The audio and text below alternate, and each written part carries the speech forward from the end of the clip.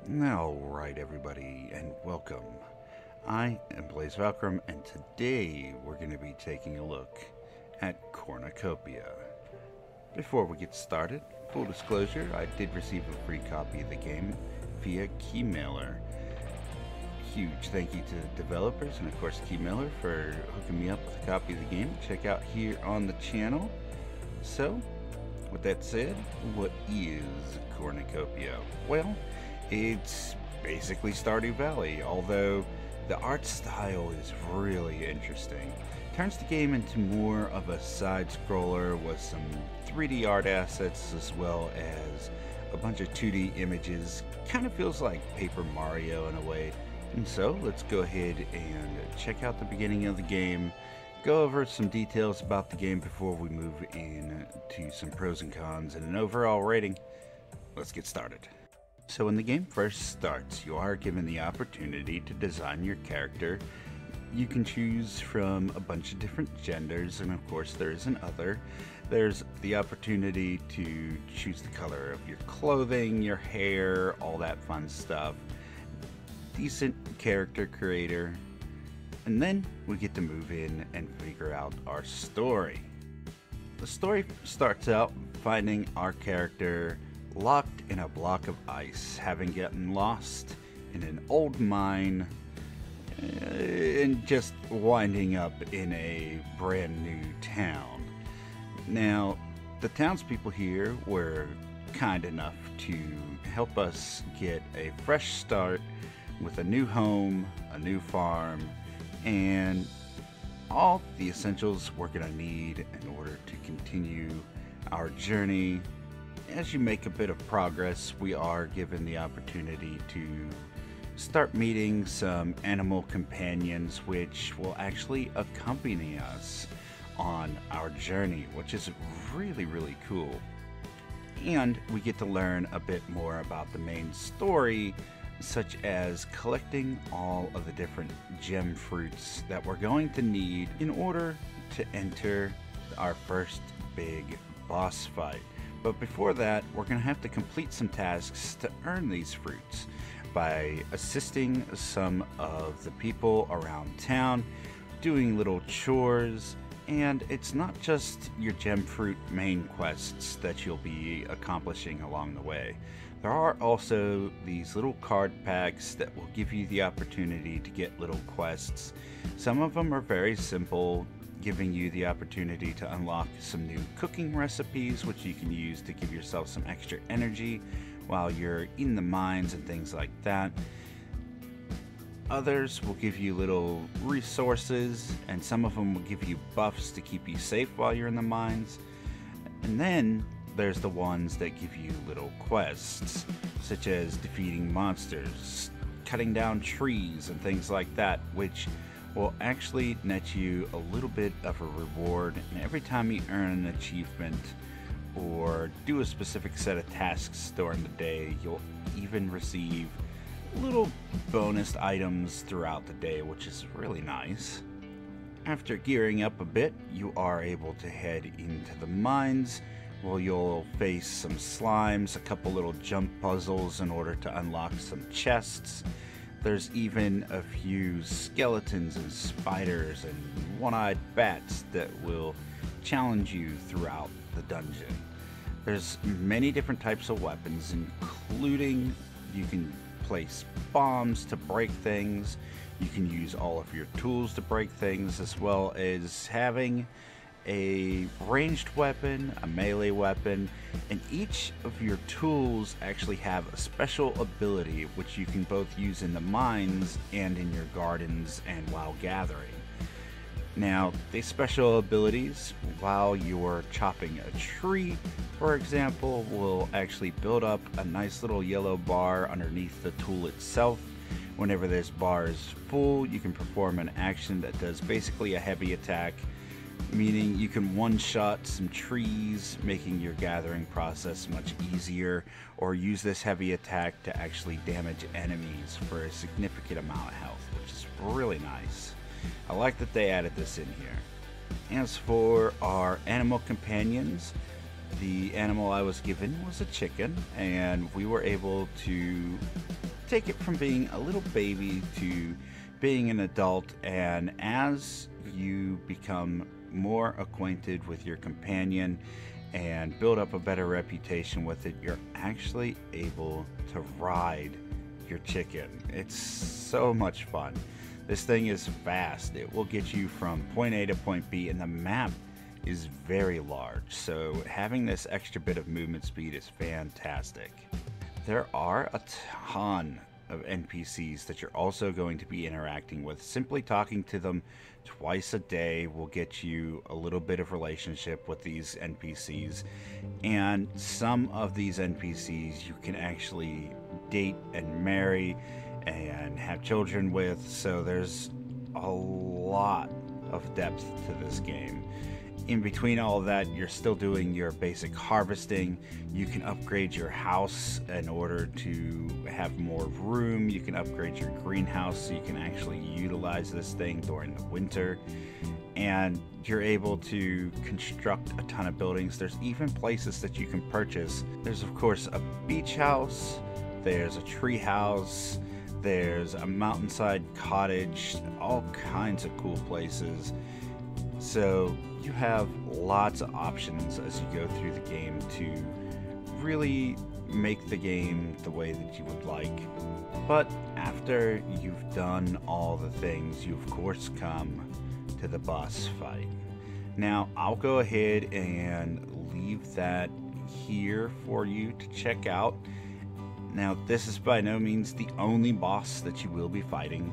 After, of course, you beat this boss, you will be given a whole new cave system to explore and a new challenge and a ton of new quests. So there's a lot of content in this game.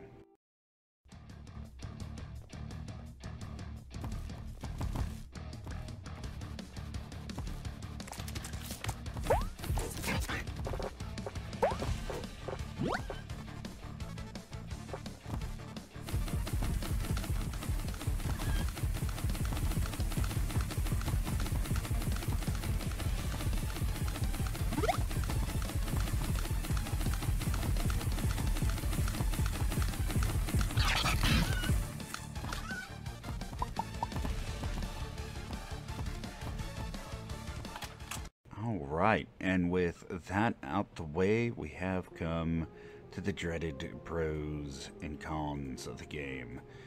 So, like always, we're going to go ahead and start with the audio. Now, the game is loud whenever it first starts. It's not too terribly bad. Obviously, just when you're playing an indie game, it's always a thing. Just don't have your headphones at max. But the real issue with the audio for me was that it plays this one single track while you're messing with your garden or doing anything outside of the mines, that just repeats over and over and over. The track is really nice. The problem being is that it becomes really, really, really repetitive.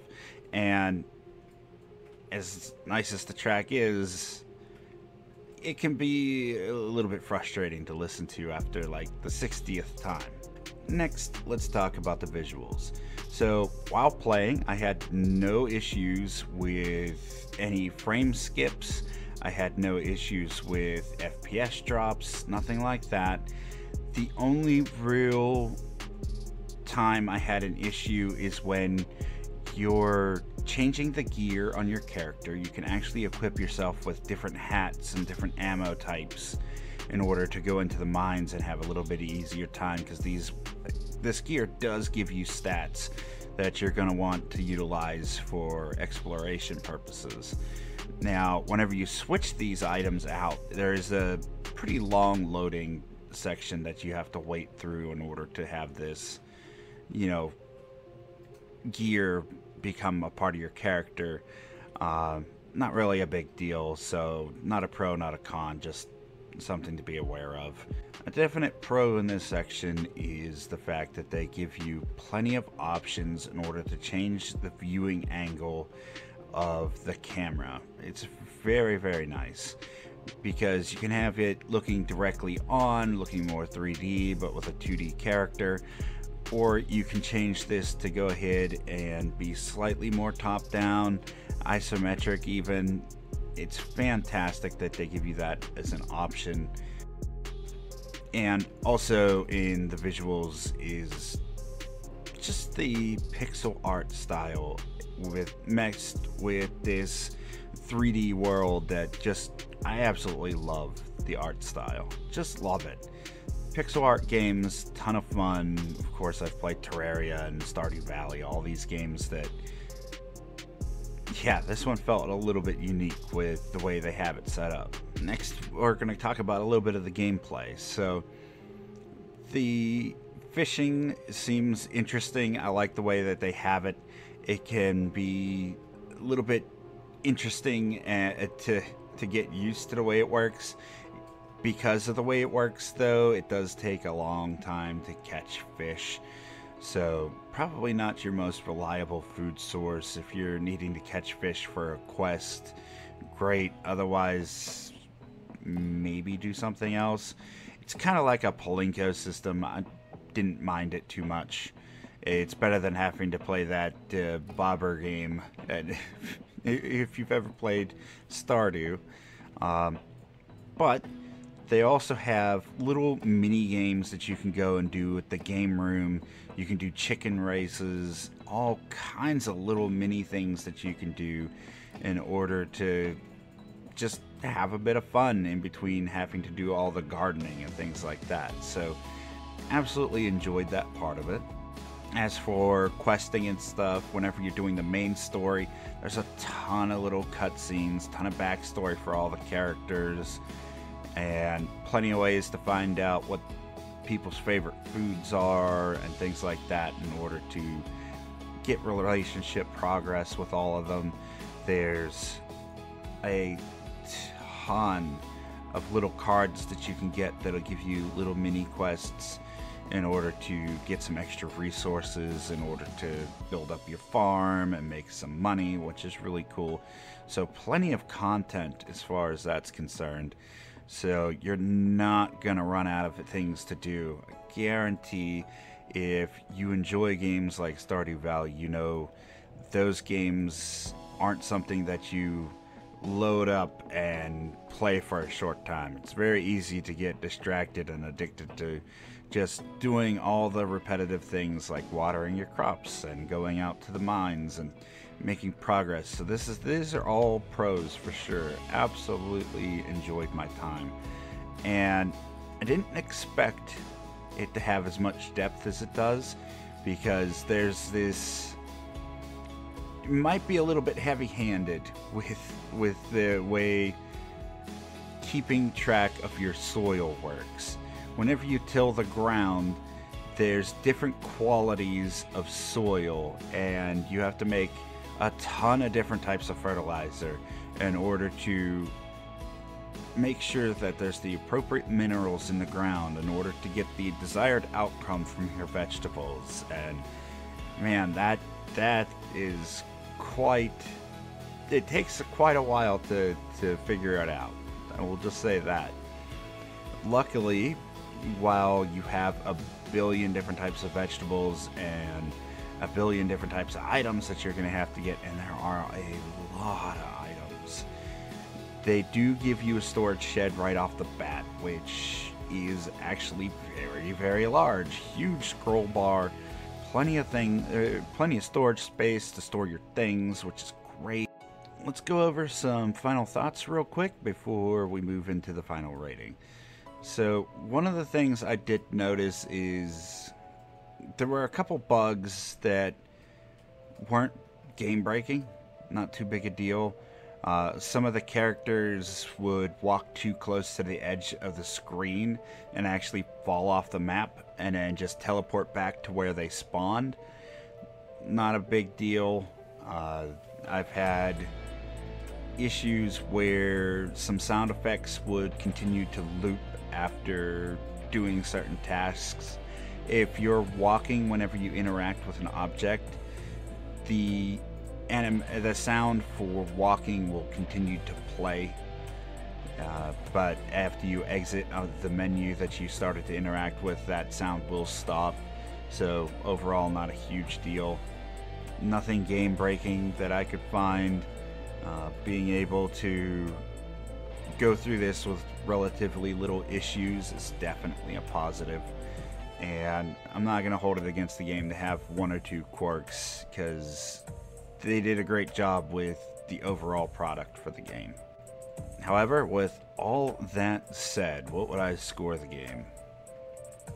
Definitely around an 8 or a 9.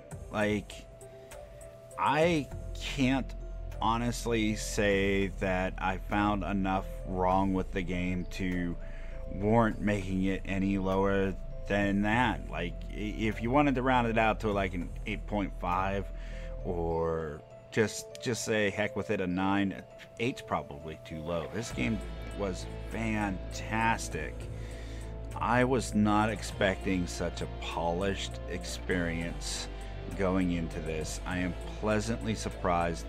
I had first heard about this during the festival that was going on for the survival crafting games over on Steam, and I gotta say, if that demo is still up, absolutely recommend going and checking it out.